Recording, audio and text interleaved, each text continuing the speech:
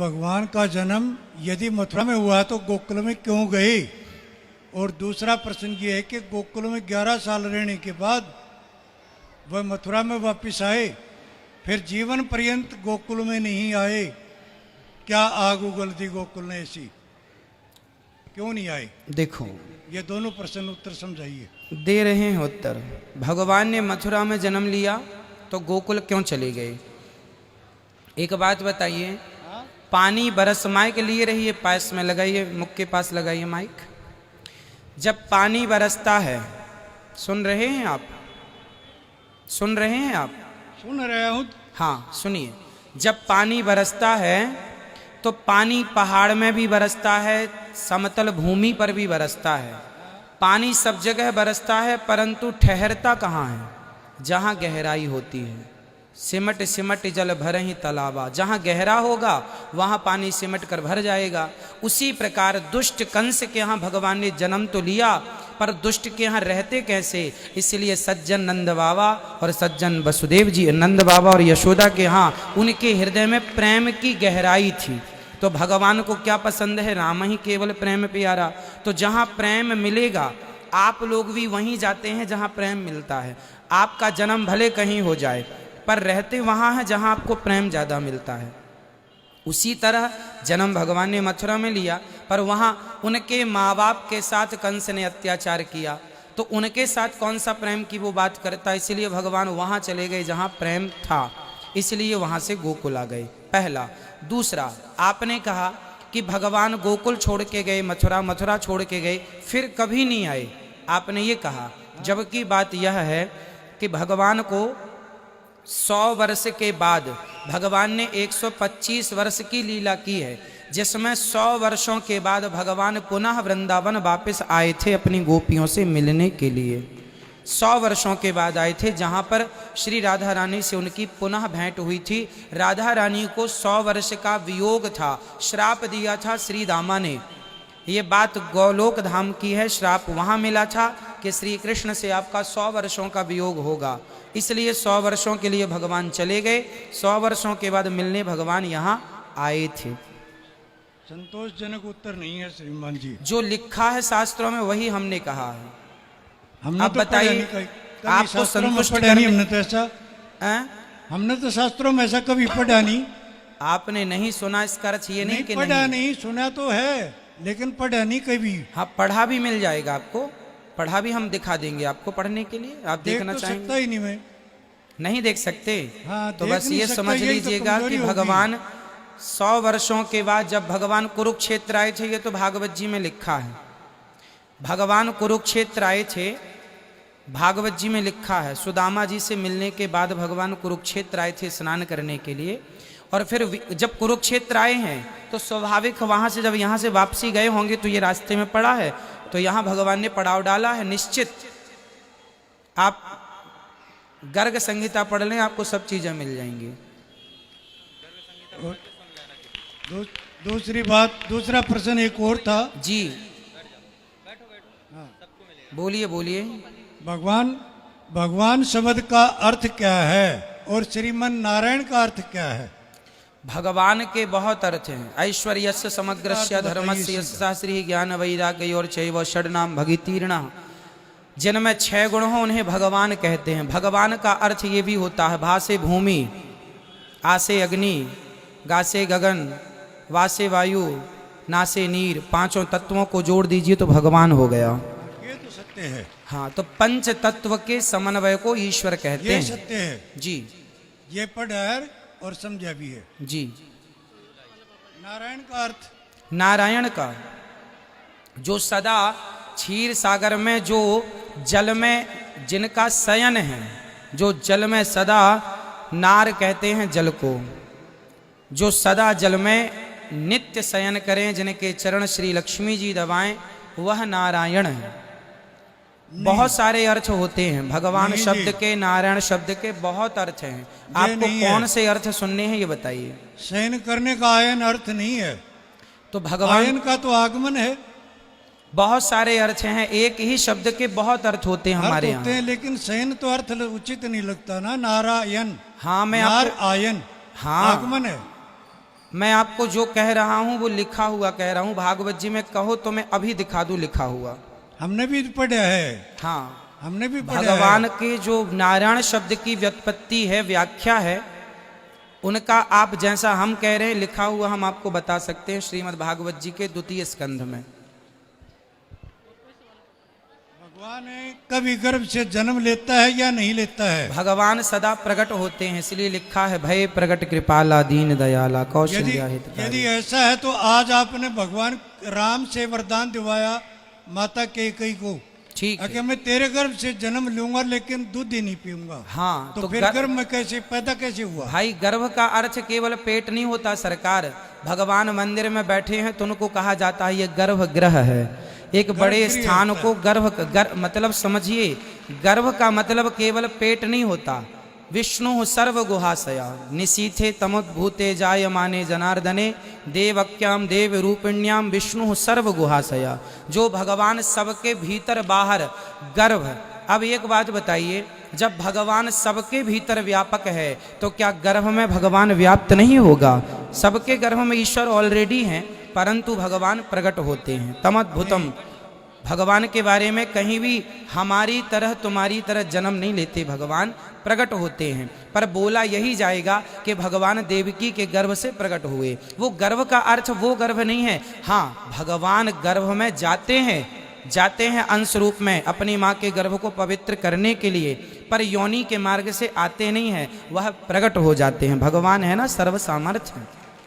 यही तो वेद मंत्र है, प्रजापति सरति गर्भे अंतर्जायमानो जी बहुधा विजायते। जी, जब वो गर्भ में आता है तभी तो लिखा है ये। हाँ, तो गर्भ में भगवान प्रवेश करते हैं केवल माँ के गर्भ को पवित्र करने के लिए, पर योनि से प्रकट नहीं होते हमारी तरह, आपकी तरह। वो प्रकट होते हैं, पेट फाड़ के आते हैं। फिर हाँ, पेट फाड़ के आते हैं। भगवान तो खंबा फाड़ के आ जाते हैं। खंबा फाड़ के तो नरसिंह हुए। हाँ, तो भगवान तो भगवान है। कभी सुना तो नहीं पेट फाड़ के हुए, लेकिन खंबा फाड़ के हुए। नहीं, हमने तो बोले ही नहीं कि पेट फाड़ के आए हैं। भी है, सुना भी है। पेट फाड़ के आए हैं ऐसा हमने बोला ही नहीं। भाई भगवान को पेट फाड़ने की जरूरत नहीं है। जैसे अंदर गए वो भगवान हैं, कर तुम अकर तुम अन्यथा कर तुम सर्व सामर्थ्य। ठीक है, ईश्वर हैं, उन्हें बाहर से आने की अंदर से आने, वो जहां सब जगह हैं, सब जगह हैं, तो वो कहीं से भी प्रकट हो सकते हैं। ठीक है, और बात कराइए, संतुष्ट हुए कि नहीं दादाजी? नहीं जी, संतुष्ट नहीं हुआ, क्योंकि बच्चे के रूप में भगवान आता है। यदि प्रकट होता तो पूर्ण रूप में आता, जैसे नरसिंह हुआ। तो पूर्ण रूप में आए हैं आपने, राम रूप में कहा है? आपने बच्चे के रूप में आए भगवान। नहीं, सुनिए, आपको कंफ्यूजन हो रहा है। आपने ये बताइए कि रामचरितमानस पढ़ी है? रामचरितमानस पढ़ी है, बहुत बार पढ़ी है। तो उसमें लिखा है भय प्रगट कृपाला दीन दयाला कौशल्या हितकारी हर्षित महतारी। उसी में लिखा है, उसी रामचरितमानस में लिखा है कि भगवान जब प्रकट हुए थे राम जी, तो 4 हाथ लेकर प्रकट हुए थे, चतुर्भुज रूप में। अब हम और आप प्रकट होते हैं तो क्या 4 हाथ में आते हैं? 4 हाथ में तो भगवान ही आ सकते हैं ना। वो तो फिर स्वप्न में दिखा, स्वप्न में नहीं सरकार, रामचरितमानस के इस छंद में स्पष्ट लिखा है। अब देखो, आप भले ना माने, पर रामचरितमानस में लिखा है कि भगवान चतुर्भुज रूप में आए। फिर माँ ने कहा कि प्रभु अपना बाल रूप दिखाओ, तो सुनी वचन सुजाना रोदन ठाना हुए बालक। फिर बालक भाई भगवान पहले प्रकट हुए थे चतुर्भुज रूप में, बड़े थे। फिर भगवान ने अपना सपना दिखाया था, सपने में रूप दिखाया था भाई। वहां सपने की बात नहीं लिखी गोस्वामी जी ने, आप समझिए। दिखाया। आपने रामचरितमानस पढ़ी है? पढ़ी है। तो फिर एक बार नहीं, कई बार। चलो मैं रामचरितमानस में जो लिखा है पढ़ के बता दूं। वो पढ़े सुन लिया और मैं जानने लग रहा, भय प्रकट कृपाला दीन दयाला कौशल्या हितकारी। चलो मैं इसकी व्याख्या कर देता हूं जो रामचरितमानस में लिखा है। ठीक है, कर दूं आप कहें तो, ताकि आपका संदेह दूर हो जाए, क्योंकि संशयात्मा विनश्यति, भगवान पर संदेह नहीं होना चाहिए। यदि संशय है तो आप सभी का संशय मिटाने के लिए ही ये दास यहाँ पर बैठा हुआ है ना। अब देखिए, अब देखो, मैं पूरी पढ़ के बताता हूँ अर्थ। रामचरितमानस आप पढ़ लीजिएगा, उसमें लिखा है भय प्रगट कृपाला दीन दयाला कौशल्या हितकारी। इसमें तीसरी लाइन है, लोचन अभिरामा तनुघन श्यामा निज आयुध भुजचारी। भगवान कितने हाथ से प्रकट हुए। अब इसकी हिंदी पढ़ता हूँ जो गोस्वामी जी ने लिखा है, उसकी हिंदी ये गीता प्रेस गोरखपुर की रामचरितमानस में सब कुछ लिखा है। दीनों पर दया करने वाले कौशल्या के हितकारी कृपालु भगवान प्रकट हुए। मुनियों के मन को हरने वाले उनके अद्भुत रूप का विचार करके माता हर्ष से भर गईं। नेत्रों में आनंद देने वाले मेघ के समान श्याम शरीर था और चारों भुजाओं में अपने खास आयुध धारण किए हुए थे, शंख चक्र गदा पद्म इत्यादि। अब यहाँ सपने की कोई बात नहीं है गोस्वामी जी की, चतुर्भुज रूप में प्रकट हुए। यही बात भागवत जी में लिखी है, तमद्भुतम बालक मम्बुजेक्षणम चतुर्भुजम शंख गदायुधायुधम। चतुर्भुज रूप में प्रकट हुए हैं। अब आपने पढ़ने में या गलती कर दी या समझने में गलती कर दी। स्वप्न की यहाँ बात नहीं है। यहाँ प्रकट होने के बाद माँ कौशल्या कह रही हैं कि आपके 4 हाथ हैं, हम क्या करेंगे 4 हाथ वाला बेटा, आप जरा छोटे हो जाइए। ब्रह्मांड निकाया निर्मित माया रोम रोम प्रतिवेद कहें, जिनके रोम रोम में वेद ब्रह्मांड लटक रहे हैं, वह प्रकट हुए हैं। फिर माता पुनि बोली सोमति डोली तजऊ तात यह रूपा। हे प्रभु अब यह रूप त्याग दो और फिर क्या करो कि जय शिशु लीला। शिशु मतलब बच्चों की लीला करो, प्रिय जो प्रिय लगने वाली है। तब भगवान ने सुनी बचन सुजाना रोदन ठाना। भगवान ने अपना चतुर्भुज रूप त्याग करके छोटे से बच्चों की तरह लीला करने लगे, जिससे माता को सुख प्राप्त हो जाए।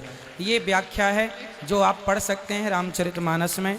अब फिर भी आप ना समझें ना माने तो फिर हम कुछ नहीं कर सकते। एक प्रश्न और रह गया मेरा जी, एक प्रश्न और रह गया। गीता का एक श्लोक आता है, वासंसि जीर्णानि जथा विहाय नवानि गृह्णाति नरो प्राणी। ठीक है, तथैव जीवान श्लोके शरीरा अनन्यानि संयाति नवानि दे। ठीक है। एक बच्चा पैदा होता है और वह जन्म लेने के 1 मिनट बाद या 1 घंटे बाद एक्सपायर हो जाता है। हाँ। तो नया कपड़ा पहन के आया था, पुराना तो नहीं हुआ, कैसे गया? क्यों नए कपड़ों में भी खोट नहीं निकल जाती क्या? खोट निकल जाता है, लेकिन भाई नया आप कपड़ा शोरूम पहन से के नया आया था। कपड़ा खरीद के लाते हैं, कई बार वो भी आप रिजेक्ट कर देते हैं ला करके। तो कैसे भगवान गया भी वो? नया शोरूम से निकाले, देखे हो गया उसको, इसलिए रिजेक्ट कर दिया। इसमें क्या है? वासांसि जीर्णानि यथा विहाय, ये सही है। भगवान कहते हैं आत्मा पुराना शरीर त्याग करके नया शरीर धारण करती है, आत्मा वस्त्र पहनती है, वासांसि जीर्णानि यथा विहाय। लेकिन ये बात सत्य है कि कपड़ा पहनती है। इसका मतलब ये नहीं कि बच्चा पैदा हुआ तो मरे ना, भाई जन्म लेते ही मर जाएगा। नया भी रिजेक्ट। आप नया चीज सामान घर में लाते हैं, नया मोबाइल खरीद के लाते हैं, आते ही बिगड़ जाता है। तो परमात्मा की बनाई हुई नहीं है। हाँ, तो परमात्मा भी इसी प्रकार से परमात्मा ऐसी चीज नहीं बनाता। अच्छा देखो, पैदा होते ही मर जाए। जब शांतनु का जन्म हुआ, शांतनु के पुत्र गंगा जी के पुत्रों का जन्म हुआ, तो जन्म लेते ही गंगा जी ने अपने सारे पुत्रों को पानी में बहाया कि नहीं? क्यों बहाया था? इसलिए बहाया था क्योंकि उनकी आयु उतनी ही थी। भाई 1 दिन की आयु किसी को मिली है तो 1 दिन के लिए ही शरीर धारण करेगा ना वो। किसी को 100 साल की मिली, किसी को 80 साल की मिली, किसी को 10 साल की मिली, किसी को 5 साल की मिली। ये तो ईश्वर तय करेंगे। पुत्र आप लौकिक दृष्टि से बता रहे, आध्यात्मिक दृष्टि से बताइए, गंगा ने कैसे बहा दिया, कहाँ बहाई? भाई गंगा जी के पुत्रों को, आध्यात्मिक दृष्टि से बताइए आप।